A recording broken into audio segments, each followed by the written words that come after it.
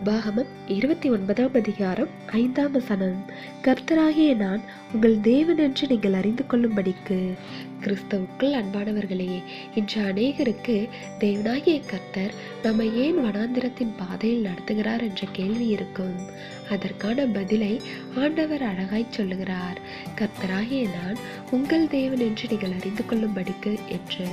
பொதுவாக அவர் அற்புதங்களை செய்து தம்மை காண்பிக்கிறது மாத்திரமல்ல, அறியாத வழியிலே நம்மை நடத்தியும் தம்மை வெளிப்படுத்துவார். வனாந்திரம், தனிமை, கண்ணீரின் பள்ளத்தாக்கு, இப்படிப்பட்ட சூழ்நிலைகள் நம்முடைய வாழ்க்கையில் வரும்போது நமக்கு அறிமுகமானவர்கள் கூட நம்ம கண்ணீரை போலத்தான் காணப்படுவார்கள். அப்பொழுது எந்த மனுஷனும் நமக்காக துணிச்சலான காரியங்களை செய்ய முன்வர மாட்டார்கள். அதுவே தேவனாகிய கர்த்தர் நம்முடைய வாழ்க்கையில் நாம் இக்கட்டான சூழ்நிலையில் இருக்கும்போது அமைதியாக இராமல் நம்முடைய சிந்தைக்கு எட்டாத பல காரியங்களை அற்புதமாய் செய்து நம்மை வழி நடத்துவார்.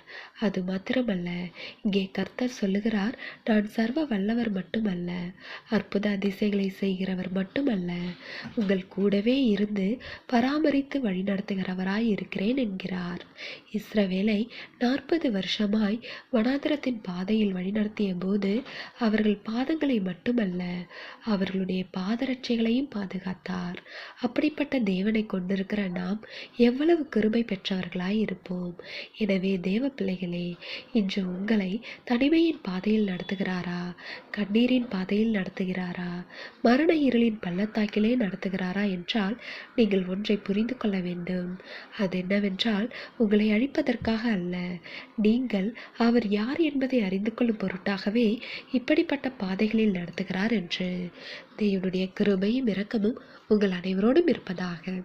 ஆமென்.